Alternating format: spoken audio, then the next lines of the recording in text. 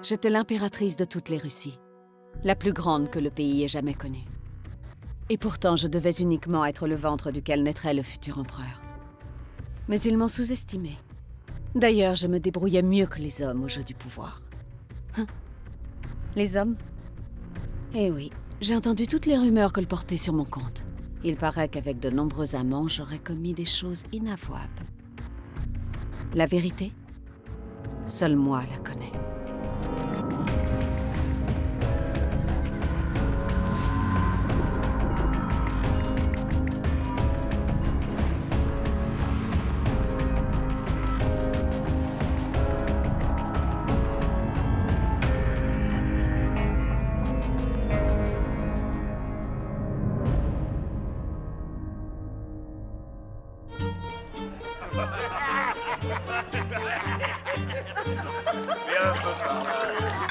Je me souviens de tout. J'ai d'ailleurs intitulé le récit « Mes mémoires ». Un auteur n'aurait pas pu imaginer mieux.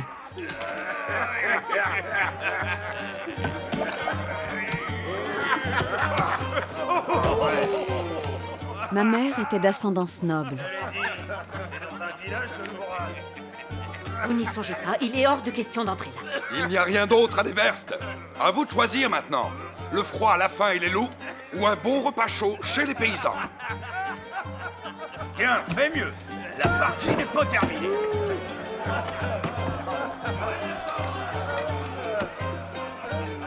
Et moi, pour ma mère, j'étais une déception.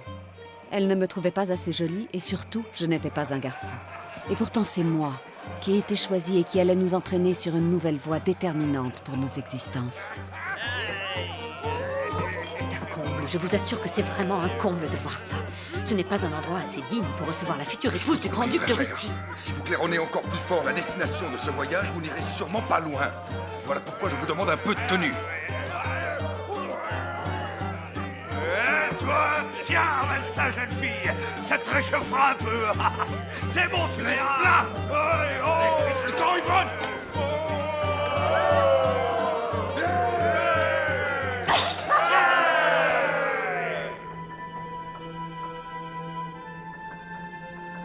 Ma belle Russie. Je suis arrivée ici en 1744. Je m'appelais encore Sophie Frédérica Augusta d'Anhalt-Zerbst et je devais être présentée à la cour. L'Empire avait besoin d'une épouse pour le futur tsar de toutes les Russies. J'étais très honorée que ce soit moi qui fus choisie pour assurer cette tâche. Ressaisis-toi immédiatement, Sophie. Toi seule est responsable d'avoir ingurgité cette bière infâme. Je vous prie de m'excuser, madame. Ça ne se reproduira plus à l'avenir. J'ai peur que tu n'aies pas compris que ce mariage était la chance de notre vie. Et toi, petit écervelé, que fais-tu? Tu remets ton avenir en question. Je doute sérieusement que tu puisses impressionner l'impératrice. On raconte que l'impératrice a un amant. Un chanteur du chœur de la chapelle impériale. Ma chère enfant, tu devrais te mêler de tes affaires.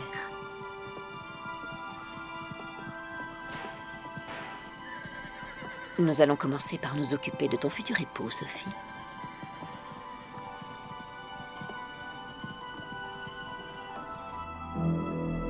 Nous avons parcouru 1500 kilomètres. Nous étions en route depuis 7 semaines.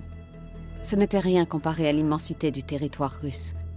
Pour rejoindre la frontière orientale depuis l'Allemagne, il aurait fallu 4 mois. C'est à Moscou, au cœur du Kremlin, que la femme qui régnait sur ce territoire gigantesque nous attendait.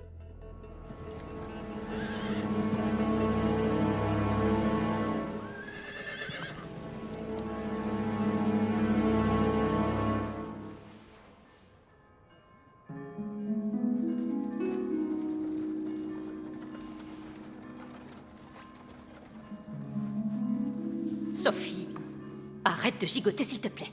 Oui, mère. Mère, vous avez vu ce tableau? C'est sûrement elle. L'impératrice Élisabeth. Sa robe est magnifique. Elle en possède plus de 5000 et ne porte jamais 2 fois la même. Veuillez m'excuser, très chère princesse, je ne me suis pas présentée. Je m'appelle Maria, Je serai votre dame de compagnie pendant votre séjour parmi nous et satisferai vos désirs. Séjour parmi nous. Dites-moi, comment est la tsarine? Que faire pour lui plaire? Surtout ne parlez que si vous y êtes expressément invité. Et si tel était le cas, mesurez bien vos propos. L'impératrice a envoyé son petit-neveu au cachot et depuis personne n'a plus entendu parler de lui. Mais qu'avait-il donc fait? Rien.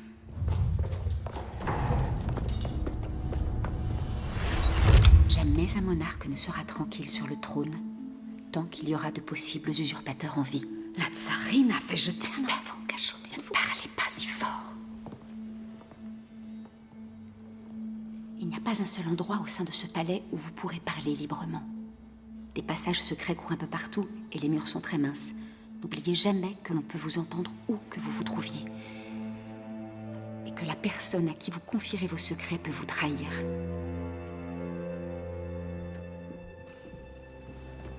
Psst. L'heure est venue. Viens.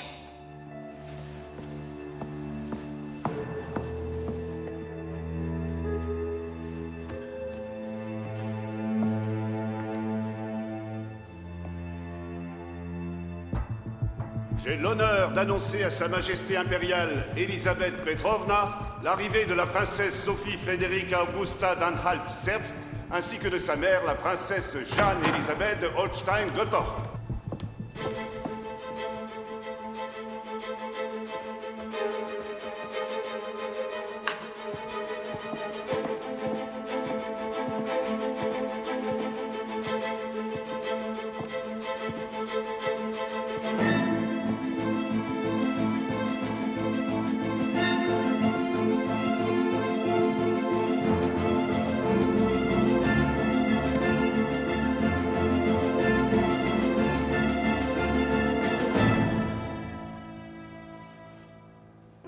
C'est une jeune fille charmante.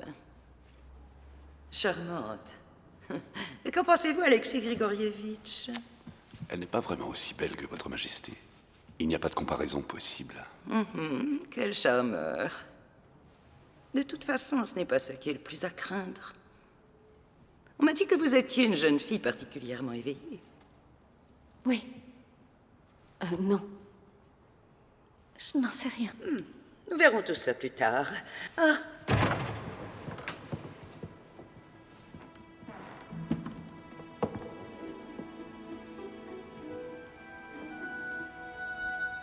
Le grand-duc Pierre, mon cousin, qu'Élisabeth avait adopté pour pouvoir monter sur le trône.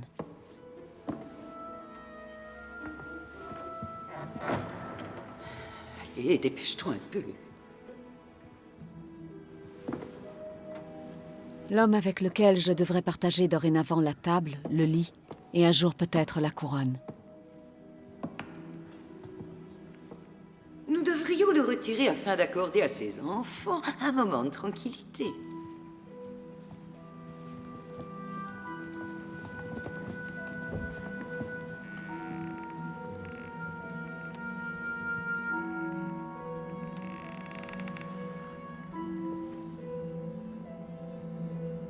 Je suis ravi de vous rencontrer, ma très chère cousine Sophie.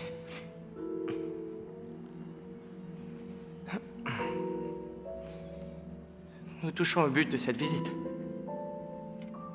Oui. Nous nous sommes très bien trouvés, n'est-ce pas?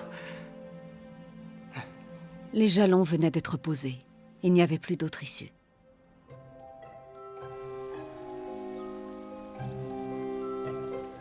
Je descendais de la maison des Anhalt-Zerbst. Notre petit état était à peine visible sur la carte. Mon père, Christian Auguste, avait beau avoir le titre de prince, sa principauté était à peine aussi grande que le parc d'un roi de Prusse. Elle était un domaine parmi les centaines d'autres seigneuries insignifiantes qui pouvaient à peine nourrir convenablement leurs souverains.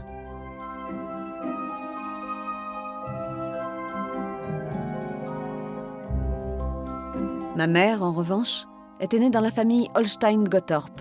Elle était ainsi une proche parente de Frédéric II, le roi de Prusse. C'est lui qui m'a recommandée pour être l'épouse du futur tsar de Russie. Ça lui évitait ainsi d'envoyer l'une de ses propres sœurs.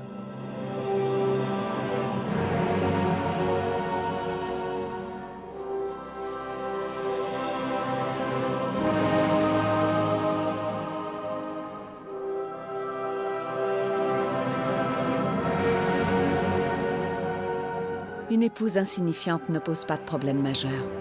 Je me conformais à toutes les instructions reçues.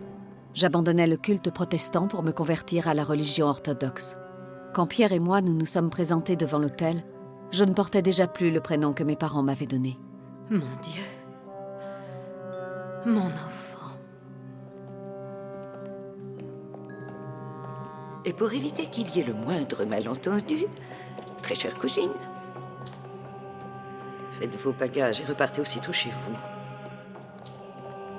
Rassurez-vous, je veillerai à ce que vous ne manquiez vraiment de rien pendant le voyage, qui vous ramènera sur vos terres, chère cousine.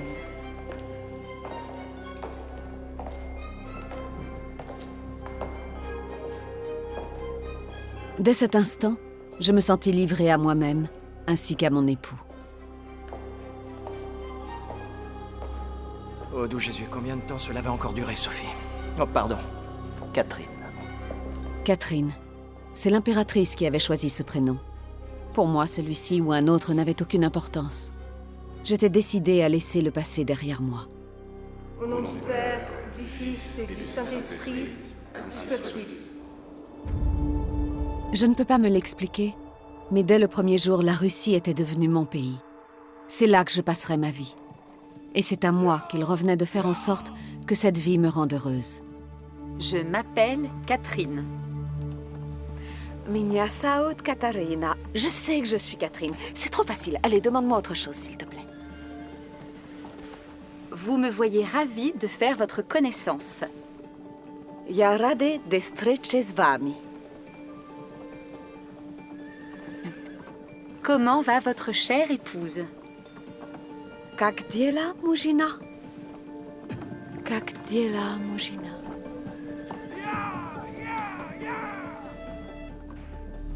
En tant qu'épouse du futur souverain, il fallait que le peuple de Russie me comprenne et m'aime.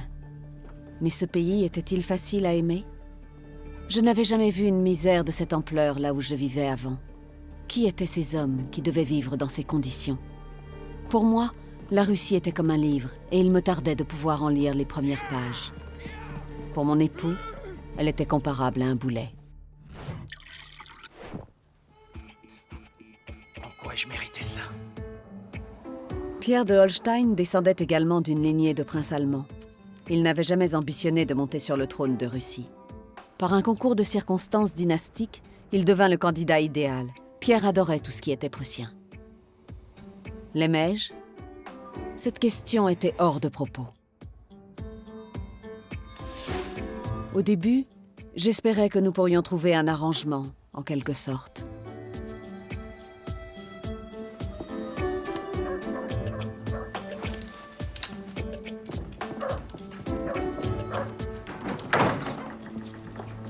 En avant. Allez, en avant. Assis.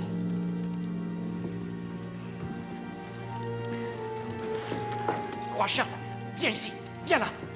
Viens ici tout de suite. Ce n'est pas votre place ici.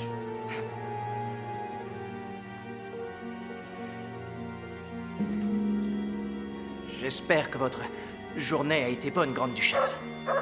Ces caniches vont finir par m'achever. Je n'ai jamais rien vu d'aussi désobéissant. Aucune discipline, je ne cesse de le répéter. C'est affreux. Aucune discipline. Et maintenant, venons-en au moment agréable que nous a réservé cette journée.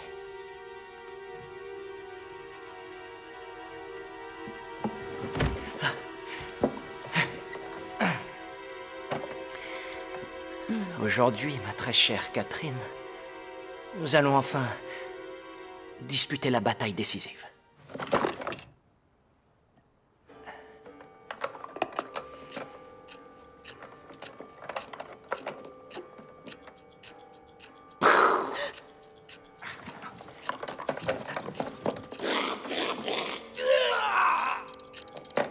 À vous de jouer, ma chère Catherine. Vous prendrez les Russes. Prenez les Russes.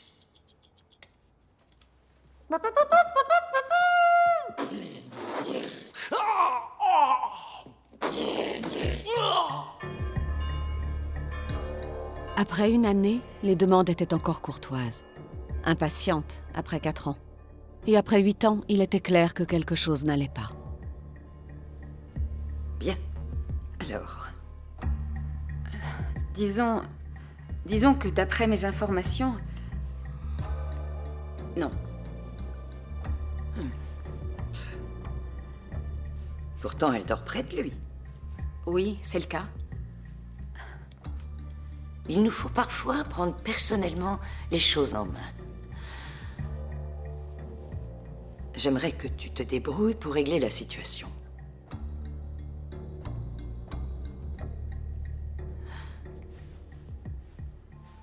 Hein?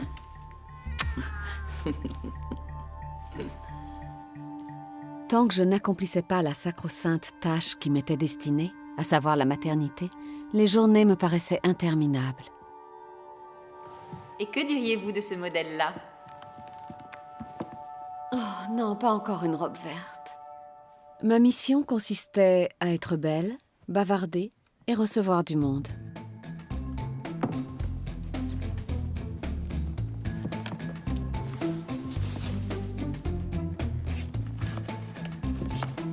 Être habillée prenait 1 heure. Et ça, ce n'était que le premier vêtement de la journée. Pour l'après-midi, comme pour la soirée, nous recommencions l'opération. Ah, le langage des mouches. La passionnée? La galante? Que signifie-t-elle quand elle est placée là? Femme insatiable. Pour l'amour du ciel. Alors pose-la ici.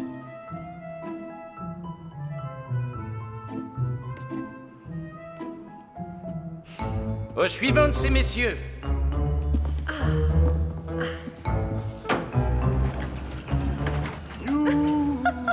Au palais de Peterhof, il y avait une salle à manger qui n'avait aucune porte.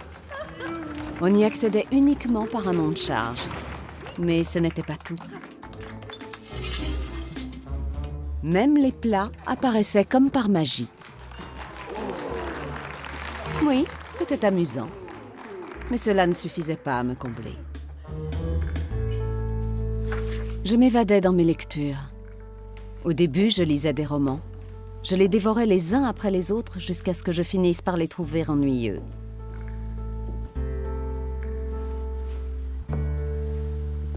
Ensuite, je me suis adonnée à la lecture d'ouvrages historiques.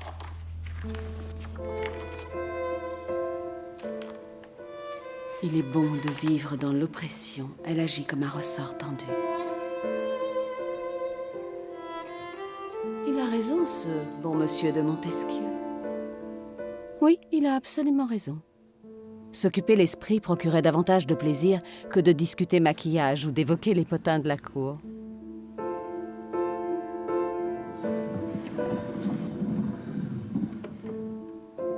Saint-Pétersbourg comptait de nombreux scientifiques de renom, des génies des mathématiques, de la philosophie et de l'astronomie. Vous permettez, Grande Duchesse? Pierre le Grand avait fait venir un gigantesque globe terrestre de Schleswig. Je vous en prie, prenez place, Grande Duchesse. Vous verrez les astres se déplacer sans que vous ayez l'obligation de suivre leur parcours. Je vais vous montrer les changements célestes.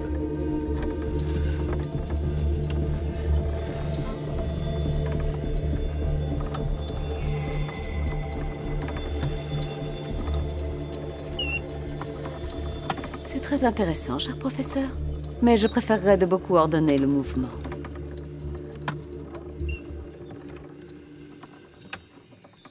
C'est exact. Avec qui partager tout ce savoir? À table, je n'aurais suscité que peu d'intérêt. Vous devez absolument goûter ce mets raffiné. On appelle ça œil de cyclope matiné de sauce parfum du réveil. Je ne peux que vous recommander ce plat extraordinaire.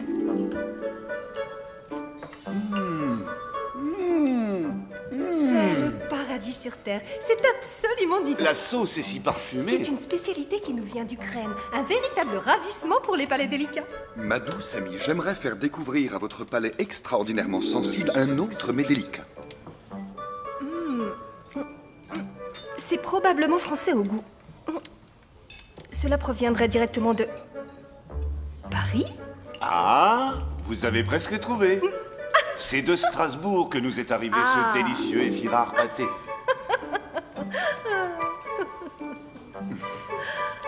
Connaissez-vous la nouvelle? On raconte que le prince aurait récemment... Vous la croyez déjà au fait? Je ne crois pas, non, non, mon cher. Eh bien, reconnaissons qu'elle est mal placée pour se plaindre.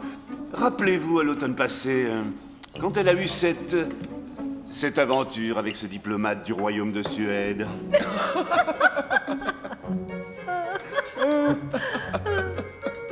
paraît que ce qui s'est passé là n'avait que très peu de rapport avec la mission de ce diplomate, d'après ce qu'on C'est raconte. certain.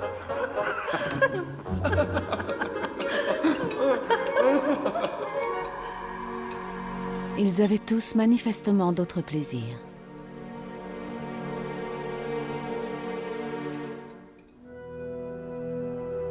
Les années passaient les unes après les autres selon un rituel immuable. Les bals, les voyages, l'ennui. La tsarine régnait, mon époux et moi vivions côte à côte, et la cour n'était qu'intrigue.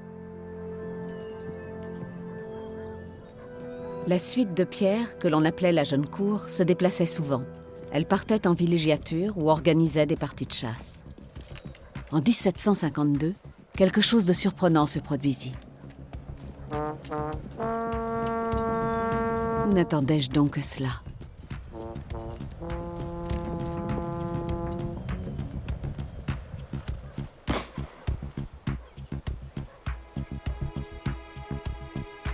Nous n'avons pas été présentés.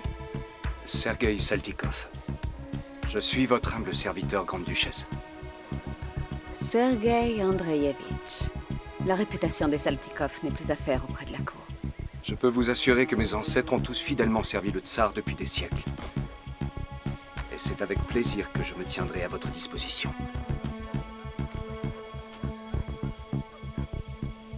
Quel homme! J'étais âgée de 24 ans, et jusqu'alors personne ne m'avait regardée comme lui.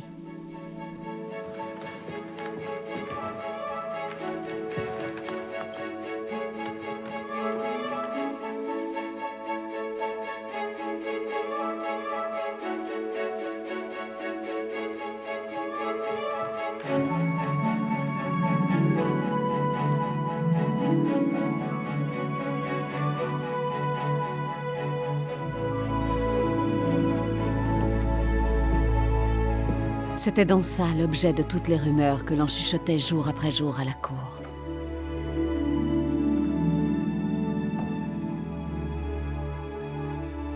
Maintenant, je savais de quoi il s'agissait.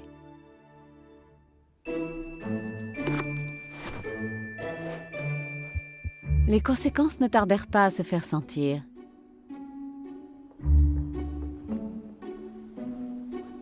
Pas la longue! Non, je veux la courte! Imbécile!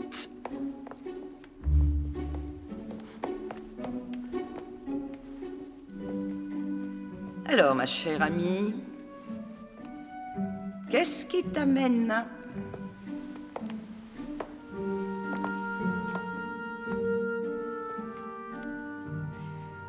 Une nouvelle qui devrait vous réjouir, Majesté.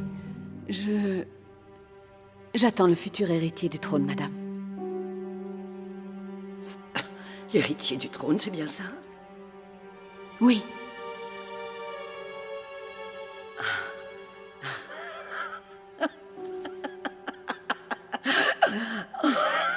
Ce sera ton enfant. Et je me moque de qui peut bien être son père, après tout.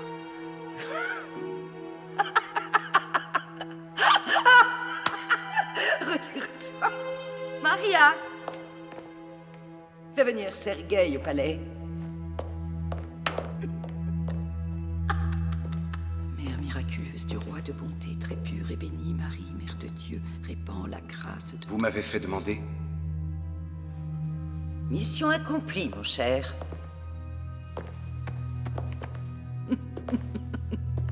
Cette affaire ne doit en rien te nuire.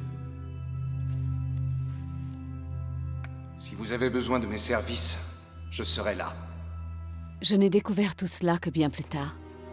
J'étais réellement convaincue qu'il était l'amour de ma vie.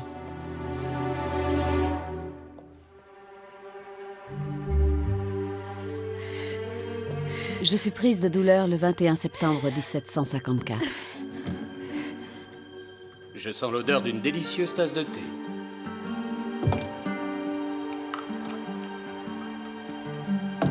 C'est avec grande crainte que j'attendis la délivrance. De nombreuses femmes avaient péri en enfantant. Les médecins n'étaient que des charlatans.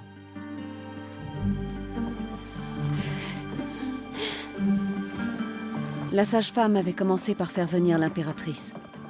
Alors, Il faut encore patienter.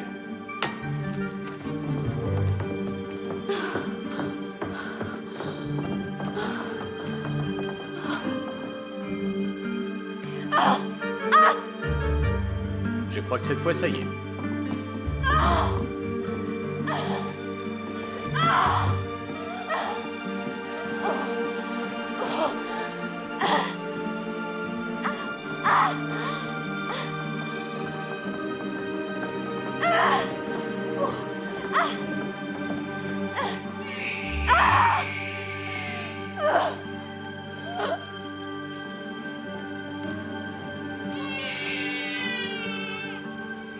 C'était un garçon. Je n'ai pu le tenir que quelques secondes dans mes bras. Paul a immédiatement été conduit dans les appartements de la tsarine où il devait être élevé.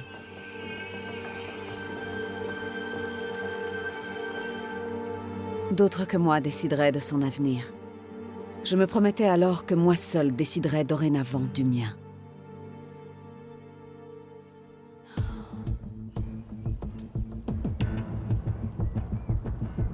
Pour Pierre, Paul était évidemment son fils. L'important étant que la succession au trône soit assurée. je me demande parfois à qui il peut bien ressembler. Probablement à moi. Cet enfant a indubitablement mes yeux. C'est possible, mon cher époux. En fait, nous formons à nous trois une véritable famille unie. Oui, c'est bien vrai. Plus particulièrement encore si chacun de nous peut suivre sa route seul. Ah, et vous avez finalement accompli votre devoir de mère. Oseriez-vous me menacer? Vous menacez? Non, il ne peut en être question. Chaque chose en son temps, mon bon ami. Chaque chose en son temps. Tiens-toi droit, mon enfant. Je préférerais aller m'amuser. Allez, va, cours. Pierre avait raison. Lui ainsi que la cour pouvaient se comporter comme bon leur semblait. Ils avaient de longue date fait de mon garçon un étranger. Je ne l'avais quasiment jamais vu. Il ne me manquait pas vraiment.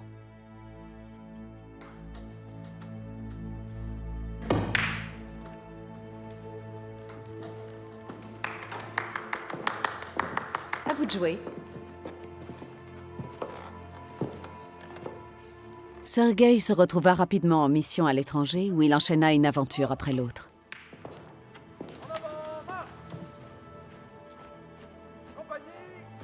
Mais j'avais retenu la leçon.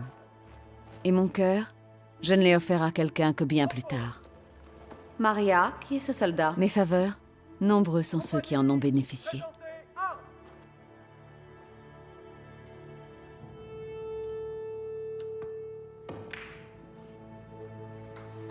Vous ignorez qui il est? C'est Grégory Orlov. Il est accompagné de son frère. Orlov.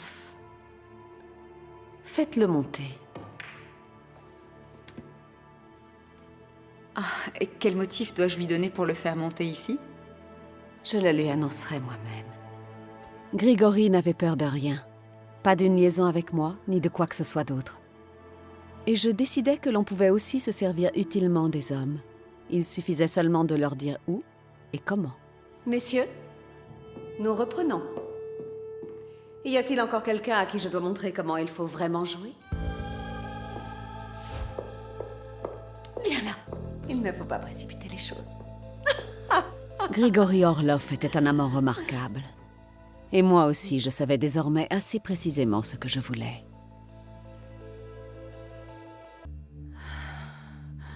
Mon Dieu, purifie-moi. Cela faisait maintenant 18 ans que j'étais à la cour impériale. Devant toi.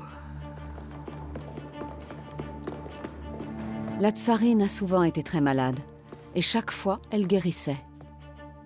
Mais cette fois-ci, elle semblait sévèrement atteinte.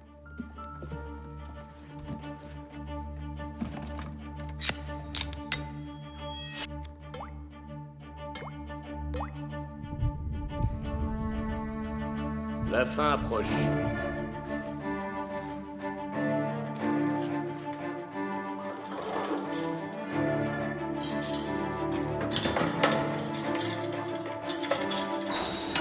Nous vivions une époque troublée. Chacun essayait de glaner autant d'informations que possible, pour au cas où un changement de pouvoir aurait lieu, être le mieux placé. Le jeune Ivan, que l'impératrice Élisabeth avait jadis fait jeter au cachot, était devenu un jeune homme qui n'avait pas connu en 21 ans une seule journée de liberté. Tsar. Tsar.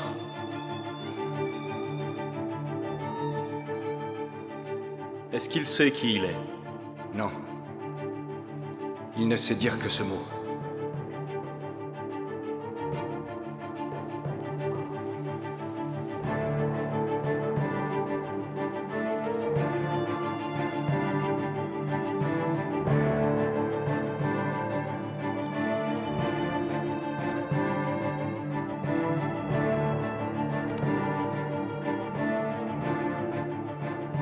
Même Pierre se tenait informé de l'état d'Ivan. Il est en vie, mais ne représente aucun danger pour vous. Il allait enfin monter sur ce trône pour lequel on avait été le quérir en Allemagne il y a près de 20 ans. L'impératrice Élisabeth était connue du peuple pour sa foi, à juste titre parce qu'elle était très croyante.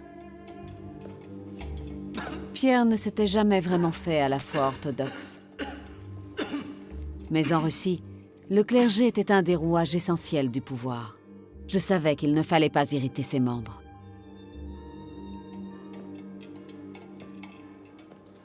Mais ce que je croyais avait-il de l'importance? Pierre échafaudait des plans. Et moi, j'aurais certainement été la dernière à les divulguer. Car qui pouvait encore affirmer que je serais à ses côtés lorsqu'il monterait sur le trône?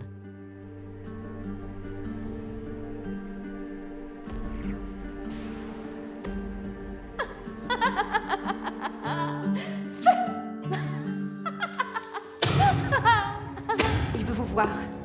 Qui ça? Le grand-duc. Pierre, votre époux. Je sais qui est Pierre, imbécile. Mais qu'est-ce que ça veut dire?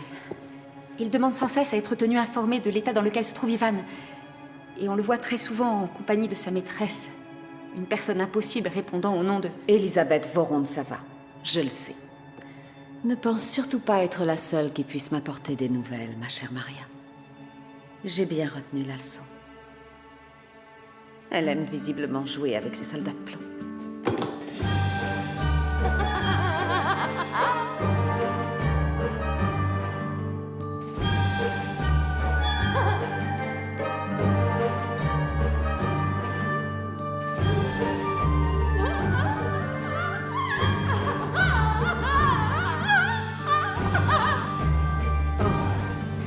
Curieux, la brique a choisi ce général.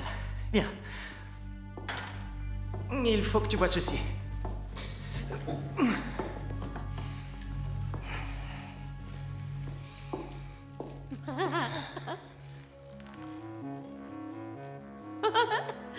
C'est pour me montrer ça que tu m'as fait venir. Elle était coupable et elle a été jugée. Et en application de la loi martiale, cette saleté ne méritait rien d'autre que le châtiment suprême. Et que lui reprochais-tu? Ce que je lui reprochais, mais d'avoir escaladé ce mur ici, et ensuite... Sa culpabilité ne faisait pas de doute.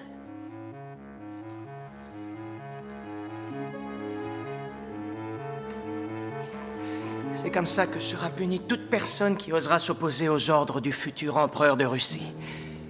Ce pays ne connaîtra qu'un seul et unique chef, et ce sera le tsar.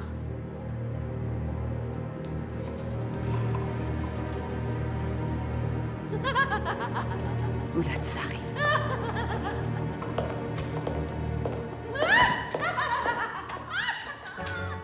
L'impératrice Élisabeth mourut à Noël de l'année 1761. Je n'ai pas vraiment regretté son décès. Sa façon souveraine de régner m'avait profondément affectée, mais elle m'avait beaucoup appris, en me montrant jusqu'où une femme pouvait aller, et que trop de sentiments étaient dangereux pour le trône. Vive notre tsar Pierre III!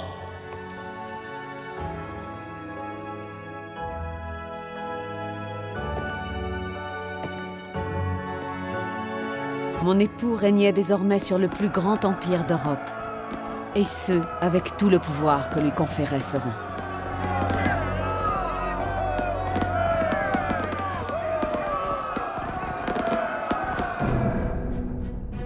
Pierre fit la paix avec Frédéric le Grand et mit ainsi fin à une guerre longue de 7 ans avec la Prusse. Il avait de grands projets pour le pays et s'y attela avec une détermination que je ne lui soupçonnais pas. Je me moque bien que nous n'ayons pas le moindre intérêt en jeu au Danemark. Seul compte ce qui m'intéresse moi. Disposez. Et question intérêt, je me trouvais plus ou moins sur son chemin. Je pourrais m'estimer heureuse de finir ma vie au couvent. Pierre me déteste vraiment. Parce que ton mari ne t'arrivera sans doute jamais à la cheville, ma chère. À quoi bon s'il me force à entrer au couvent demain? Je ne sais pas si je serai encore en vie dans les prochaines semaines. Pierre a eu le culot de conférer l'ordre de Catherine à cette vulgaire Vorontsova. Que veux-tu que cela signifie d'autre, sinon que mes jours sont comptés et qu'il va l'épouser? Qu'adviendrait-il si tu le prenais de vitesse?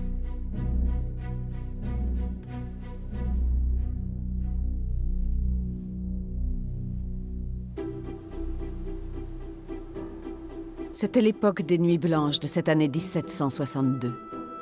Cela faisait 6 mois que Pierre était au pouvoir et il ne s'était toujours pas fait couronner. Il ne comprenait pas que le peuple adulait la couronne et non celui qui la porte. Son erreur devenait ma chance.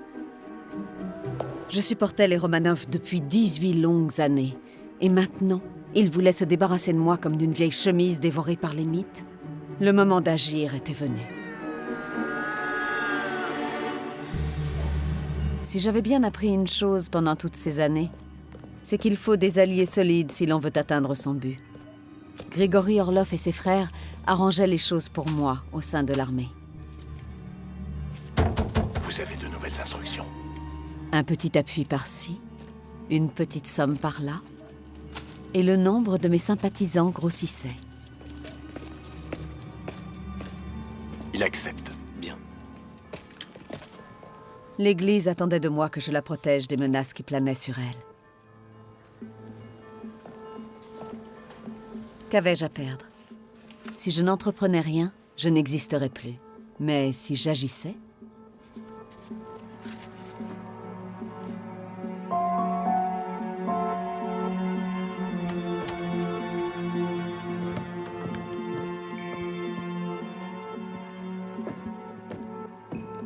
Ça y est, c'est le moment. Quoi? Déjà? Maintenant ou jamais. C'est également ce que dit votre frère. Oui. Et n'avait-il pas raison, madame? Maria, aide-moi à m'habiller, vite.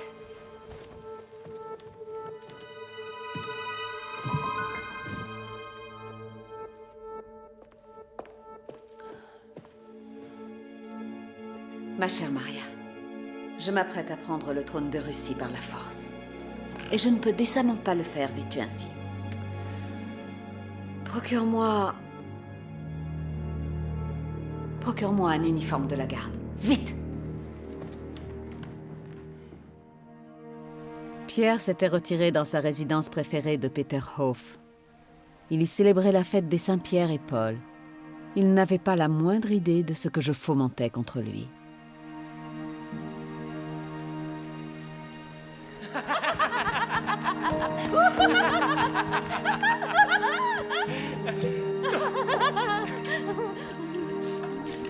Voilà le moment crucial, Elisabeth. Maintenant, nous revoilà à l'époque prussienne.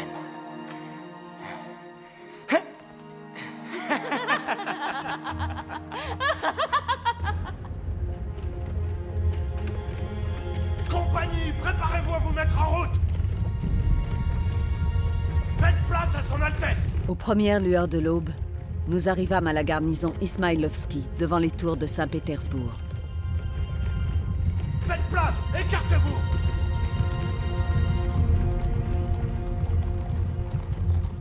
Serrez les rangs! Soldats! Il me fallait maintenant réussir à ranger la garde à mes côtés. Je n'avais encore jamais pris la parole devant tant de monde.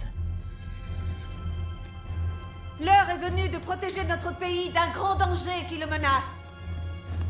Notre sainte église orthodoxe est en danger. Quelqu'un veut imposer une nouvelle foi destinée à remplacer notre religion bien-aimée. Notre honneur est en péril. Il vient d'être bafoué avec la signature d'un traité de paix établi avec notre ennemi juré, Sa Majesté le roi de Prusse, Frédéric II. Qu'y a-t-il? Mais qu'y a-t-il? Cette paix avec Frédéric est le début d'une nouvelle ère.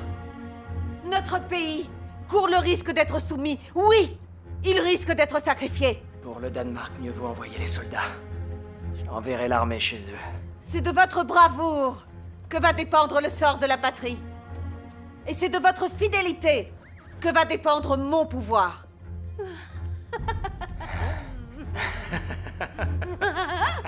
Il n'existe pas d'autre voie.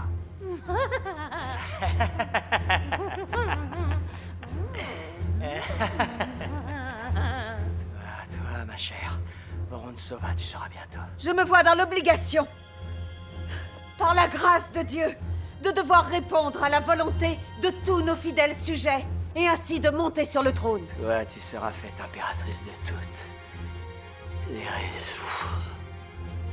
En tant que seule et unique impératrice de toutes les Russies.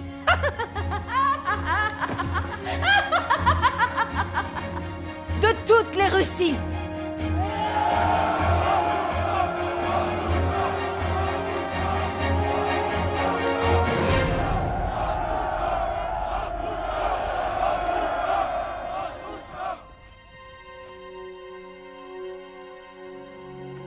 Il n'y eut personne pour prévenir Pierre.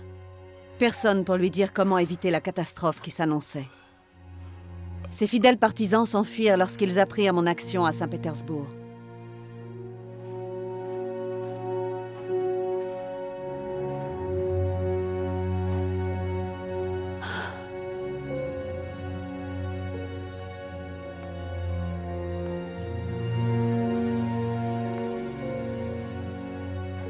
Il a suffi d'une seule journée pour changer le destin de la Russie.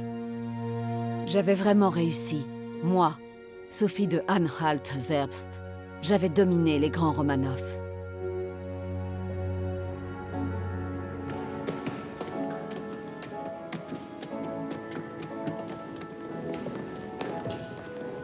Quand Pierre s'est rendu compte de la situation, il était totalement effondré. Il m'écrivit que je pouvais être certaine qu'il n'entreprendrait rien contre moi. Il n'aspirait plus qu'à rentrer en Allemagne. J'ai mandat de vous arrêter au nom de la tsarine. Pouvait-il être sérieux en disant ça? Ou jouait-il l'innocent pour que je me croie en sécurité?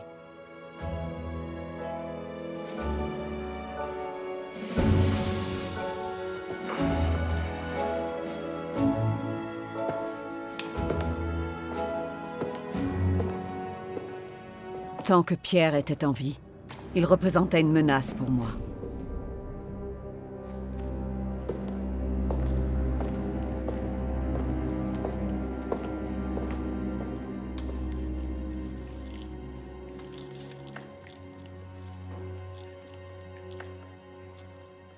Je reçus quelques jours plus tard une lettre d'Alexei Orlov. Altesse impériale, le pire est arrivé. Une dispute a éclaté à table entre Pierre et le prince Fiodor. Il nous a été impossible de les séparer, et votre époux y a laissé la vie. Je n'ai jamais ordonné la mort de Pierre, ça je le jure. Mais ne devais-je pas savoir que cela arriverait? Tout comme pour l'affaire de ce malheureux Ivan. Il a tragiquement perdu la vie quand mes adversaires voulurent le libérer du cachot.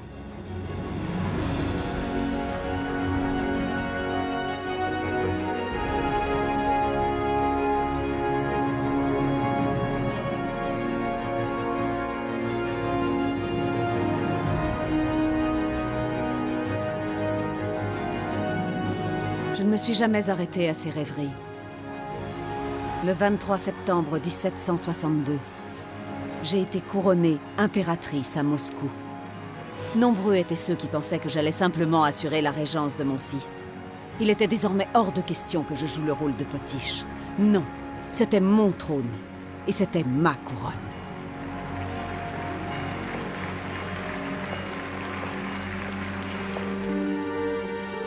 En écrivant mes mémoires, j'ai constaté à quel point je me souvenais de tout. Ou peut-être aussi de la façon dont je voulais que l'on se souvienne de certains détails. J'ai appris à agir comme le ferait un homme, avec une différence. Je l'ai fait bien mieux. Parce que j'étais une souveraine comme la Russie et l'Europe n'en avaient jamais connu.